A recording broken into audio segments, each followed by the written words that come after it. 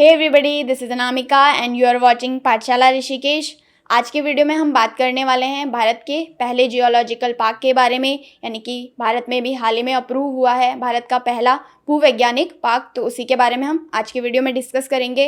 Important आपके लिए current affairs के हिसाब से होने वाला है और बाकी जो फैक्चुअल चीज़ें हैं वो भी हम आज की वीडियो में डिस्कस करेंगे। सबसे पहले एक समरी कि क्या क्या हम आज के वीडियो में डिस्कस करने वाले हैं।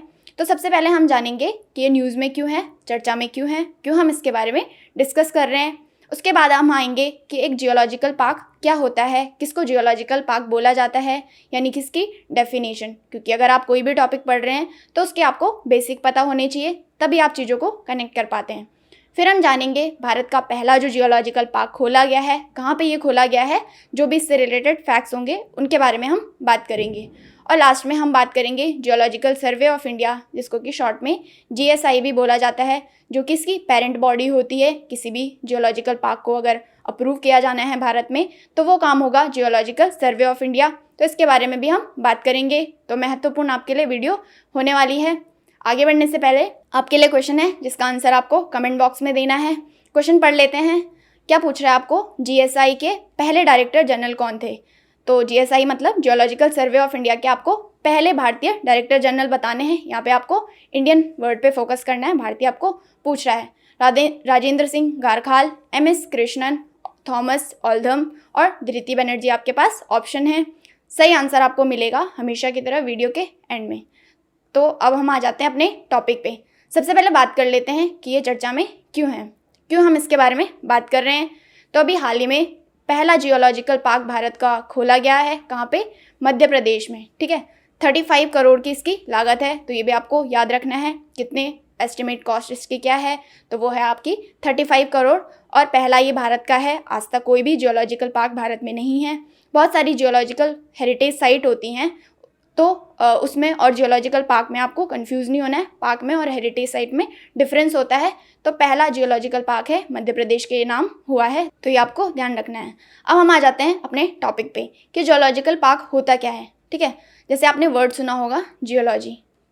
तो जियोलॉजी का मतलब क्या होता है? इसमें जियो का मतलब होता है अर्थ, यानी कि जो आपकी भूगर्भ होती है, और लॉजी का मतलब होता है साइंस या स्टडी।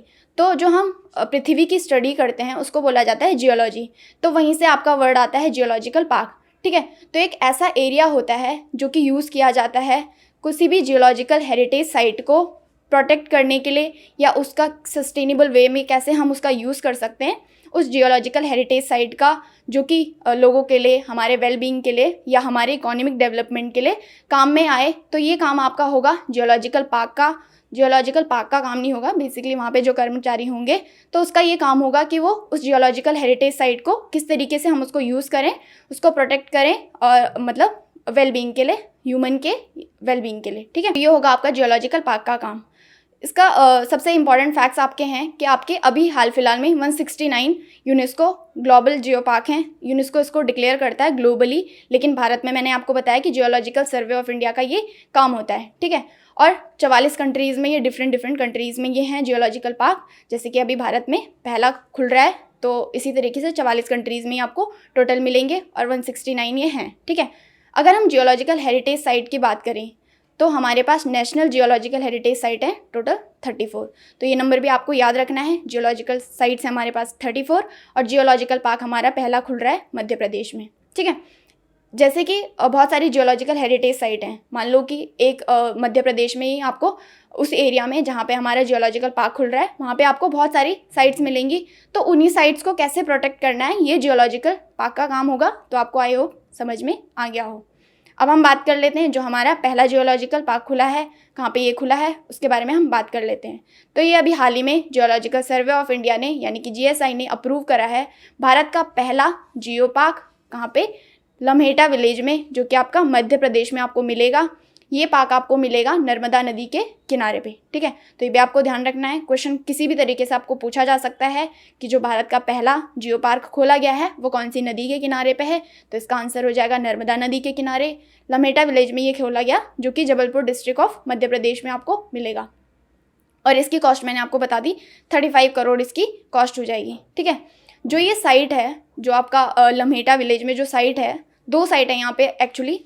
ये एक है बेड़ा घाट और एक है आपका लमेटा घाट।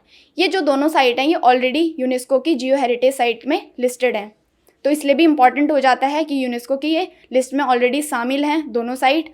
तो इसको अब इस यहाँ पे जियोलॉजिकल पार्क इसीलिए खोला जा रहा है।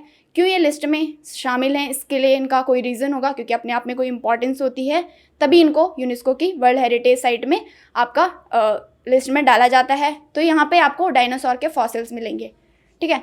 तो अब आप समझ पा रहे होंगे कि हम इसको कैसे यूज़ करते हैं, क्योंकि अगर कहीं पे भी फॉसिल्स मिल रहे हैं तो वो हमारे लिए कैसे यूज़फुल होगा, वो साइंटिफिक रीज़न से हमारे लिए यूज़फुल हो सकता है। जैसे आप पढ़ते होंगे पैलेंटोलॉजी, जो कि स्टडी ऑफ फॉसिल्स होती है, तो उसमें हमें स्टडी करनी होती है, मतलब हमारी जो पुरानी चीज़ें होती है उसको आपको स्टडी करनी होती है। तो ये आपके लिए इसलिए इंपॉर्टेंट हो जाता है साइंटिफिक रीज़न से। तो यही सब यूज़ करने के लिए हमने बनाया है अपना पहला जियोलॉजिकल पार्क, ठीक है, जो कि मैंने बता दिया मध्य प्रदेश में है, तो आपको याद रखना है। जैसे कि मैंने बताया कि ये काम किसका होता है, ये काम होता है आपका जियोलॉजिकल सर्वे ऑफ इंडिया, तो इसके बारे में आपको पता होना चाहिए। तो इसकी फॉर्मेशन होती है 1851 में, ठीक है। पहली ये वर्ल्ड में ऐसी बॉडी थी, ऐसी ऑर्गेनाइजेशन थी कि जो बनाई गई, तो 1851 में ये बनाई गई और भारत की ओल्डेस्ट, सेकेंड ओल्डेस्ट सर्वे आप इसको बोल सकते हैं। किसके बाद? सर्वे ऑफ इंडिया के बाद, जो कि 1767 में फाउंड हुई थी, ठीक है।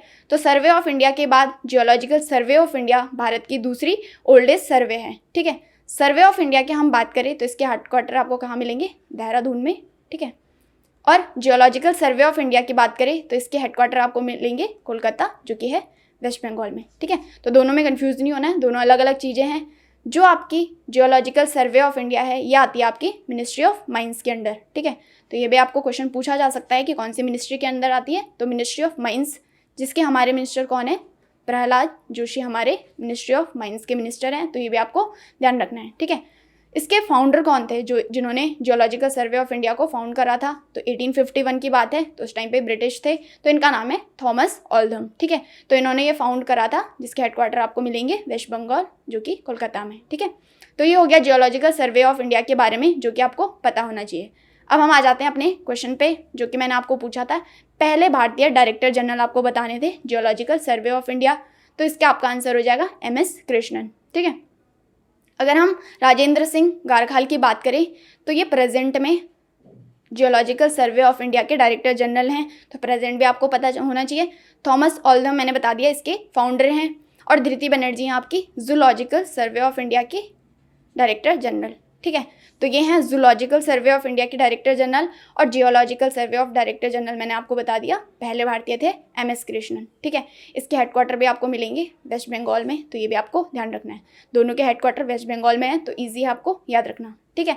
तो यही था फिलहाल आज की वीडियो में, इंपॉर्टेंट आपके लिए चीज़ें थी। आई होप आपको वीडियो पसंद आई हो तो आप हमारे चैनल को सब्सक्राइब कर सकते हैं, और आप हमें सोशल मीडिया हैंडल पे फॉलो कर सकते हैं, जैसे फेसबुक, टेलीग्राम, इंस्टाग्राम और यूट्यूब पे पाठशाला ऋषिकेश के नाम से। तो thank you so much for watching, have a nice day, bye bye, take care.